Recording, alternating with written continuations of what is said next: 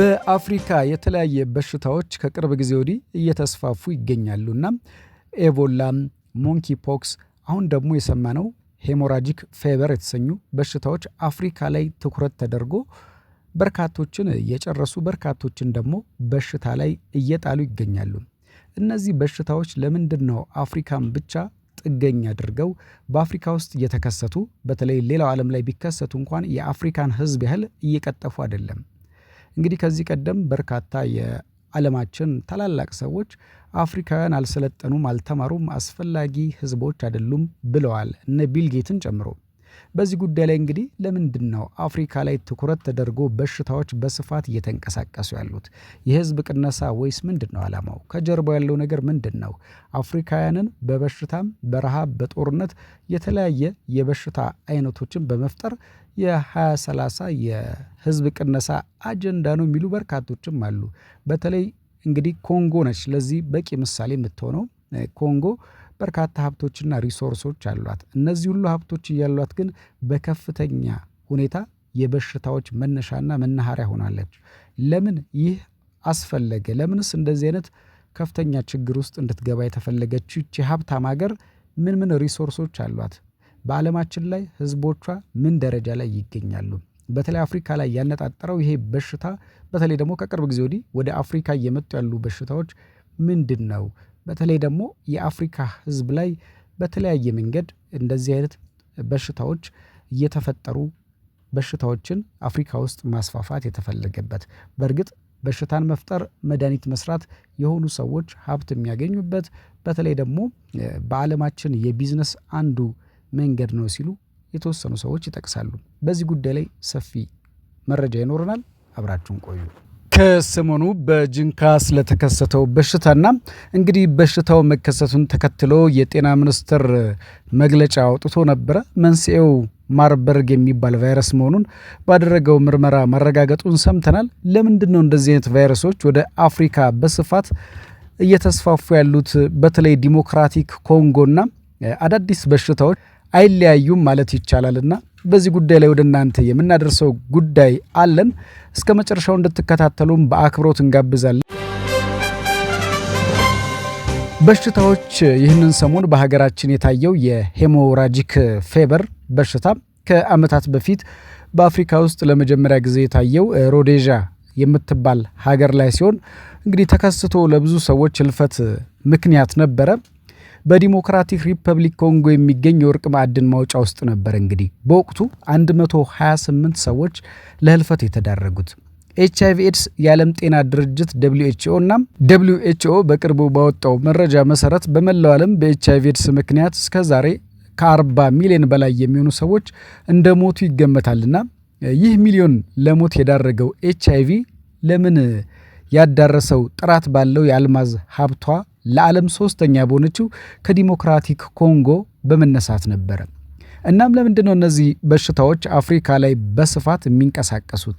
የኤቦላ ቫይረስ በሽታ ዲሞክራቲክ ኮንጎስ በሚገኘው ኤቦላ ወንዝ ስም የተሰየመ የኤቦላ ቫይረስ በ1976 ለመጀመሪያ ጊዜ የተገኘው በኮባልት ሀብቷ በዓለም ሶስተኛ በሆነችው በዲሞክራቲክ ኮንጎ ነበርና ኮባልት የኤሌክትሪክ መኪናዎችን ባትሪ፣ የአውሮፕላን ክፍሎችን እንዲሁም የሞባይል ስልኮችንና የተለያዩ የኤሌክትሪክ መኪኖችን እቃዎች ለመስራት የሚያገለግል ማዕድን ሲሆን ለዓለም ፍጆታ የሚውለው 70% የምታመርተው ይህች ሀገር ኮንጎ ናት።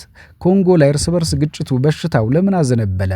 ሞንኪ ፖክስ ይህም ቫይረስ ለመጀመሪያ ጊዜ የተገኘው $24 ትሪሊዮን በሚገመት ያልተነካ የተፈጥሮ ሀብት እያላት በዓለም በድህነት ወይም ከድህነት ወለል በታች በምትገኘው ሀገር ነውና እንግዲህ ይህችም ሶስተኛዋ በሆነችው በሀብቷ በዓለም እንግዲህ በብዙ ሀብቶቿ ዓለም ላይ አንደኛ ናት። ሶስተኛው ነችው ደግሞ በድህነቷ በዲሞክራቲክ ኮንጎ ነው። በዚች ፈጣሪ በአልማዝ ወርቅና የተለያየ ማዕድናት አበልጽጎ በፈጠራት ሀገር በዚህ በያዝነው በ2025 እንኳን ቦሎኮ በሚባለው ከተማ ማይስትሪ ፌቨር የሚባል አዲስ በሽታ የተገኘ ሲሆን ምንነቱና መንስኤው ለማወቅ ገና ምርምር ላይ ነው። እነዚህን ከላይ የተጠቀሱትን ጨምሮ በርካታ አዳዲስ በሽታዎች ለመጀመሪያ ጊዜ የተገኙት በዲሞክራቲክ ኮንጎ ነው። ለምን ዋይ ኦልዌይስ ኮንጎ? ይህች ሀገር እንግዲህ መከራዋ ከመብዛቱ የተነሳ በዓለም በታጣቂ ቡድኖች ብዛት ተወዳዳሪ የላትም። በኮንጎ የተለያየ ስምና ዓላማ ያላቸው በቁጥር 120 የሚደርሱ ታጣቂ ቡድኖች ይንቀሳቀሳሉ። እነዚህ ኃይሎች ከሀገሪቱ ከርሰ ምድር የሚገኘው ማዕድን እያወጡ ውድና ዘመናዊ መሳሪያ ይታጠቁበታል። ህዝቡ ሲያልን እንደሆነ በዲሞክራቲክ ኮንጎ ባለፉት 24 ዓመት ውስጥ 26 ሚሊዮን ህዝቦቿ ለምግብ ዋስትና ችግር ተጋልጠው ነበረ። ቀደም ሲል እንዳልነው የሁሉ ሀብት የሁሉ ሪሶርስ በተለይ ለዓለም የሚተርፍ ሀብት ያላት ሀገር ናት። እናም 3.4 ሚሊዮን ህጻናት ደግሞ ለከፋ የተመጣጠነ ምግብ እጥረት በመዳረጋቸው የምዕራባውያን እርዳታ ይሻሉ። ሌላውን ዓለም መርዳት የምትችለው ሀገር በእርዳታ ውስጥ ቆይታለች። ታጣቂዎች ውስጧን ያምሱታል። ማዕድኖቿን ያወጡና መሳሪያ ታጥቀው ህዝባቸውን መልሰው ያጠቁበታል። እንግዲህ ፈጣሪ በአልማዝና በወርቅ ቀላቅሎ በሰራው በዚህ ሀገር ከሚኖሩ ዜጎቿ ንጹህ የመጠጥ ውሃ የሚያገኙት ግማሽ ያህሉ ብቻ ናቸው። በዚች ሀገር ወደ ሟለ ህጻናት ሄደው የሚማሩ ህጻናት 5% ብቻ ናቸው።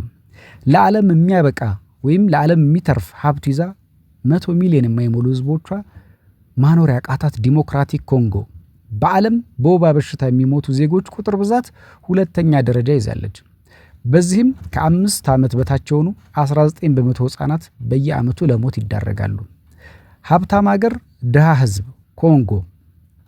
እንግዲህ ከሰሞኑ ወደ ተከሰተው ወደዚህኛው በሽታ እንምጣና የዓለም ጤና ድርጅት በኢትዮጵያ የተከሰተው ቫይረስ ደም አስለቃቂ ትኩሳት ወረርሽኝ ምክንያት በማድረግ አስቸኳይ ድጋፍ ለማድረግ 300,000 የአሜሪካ ዶላር ከድርጅቱ በአስቸኳይ ጊዜ መጋዘን ወይ መልቀቁን የድርጅቱ ዋና ጸሐፊ ቴዎድሮስ አድሃኖም አስታውቋል።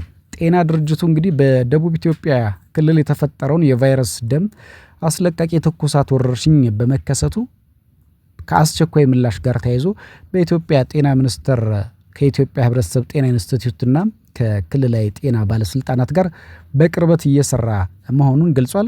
የዓለም የጤና ድርጅት ለተጎዱ ከተሞች ባለሙያዎች አስፈላጊ መድኃኒት ለሚያስፈልጋቸው ሰዎች ድጋፍ የሚውሉ ቁሳቁሶች እንዲሁም ለጤና ባለሙያዎች የሚያገለግል መከላከያ ቁሳቁሶች ፒፒኤፍ ልኳል። ዋና ጸሐፊው በተጎዱ ማህበረሰቦች ውስጥ ግንኙነት ክትትል ኮንታክት ትራኪንግ እንዲካሄድ ድርጅቱ ድጋፍ እያደረገ ነው ብሏል። የቫይረሱ አይነት መለየት ናሙናዎች ለምርመራ የተላኩ ሰዎች ተጨማሪ ዝርዝር መረጃዎች በቅርቡ ይፋ እንደሚያደርጉ ይጠበቃል ተብሏል። ለአፋጣኝ ምላሽ እንዲውል 300,000 የአሜሪካ ዶላር ከዓለም ጤና ድርጅት አስቸኳይ ጊዜ መጋዘን መለቀቁን የተሰማው። በተጨማሪም የዓለም ጤና ድርጅት በኢትዮጵያና በደቡብ ሱዳን ያሉት ቅርንጫፎቹ ሊከሰት የሚችለው ድንበር አቋራጭ ስርጭት ለመከላከል በቅርበት እየተባበሩ መሆኑን አስታውቋል። ድርጅቱ እንግዲህ በሚያስፈልግበት ጊዜ ሁሉ ድጋፉን ለማድረግ ዝግጁ መሆኑን ገልጿል። መቼም ይሄ የሚራብና የሚጠማ ህዝብ በሽታ ሲመጣ ብቻ እሱም ጥሩ ነው፣ ነገር ግን በሌላ ጊዜስ ድጋፍ አያስፈልገውም ወይ? በመጨረሻም ድርጅቱ ለኢትዮጵያ ባለስልጣናት በወቅቱ መረጃ በማጋራትና ፈጣን ምላሽ በመስጠታቸው ምስጋና አቅርበዋል።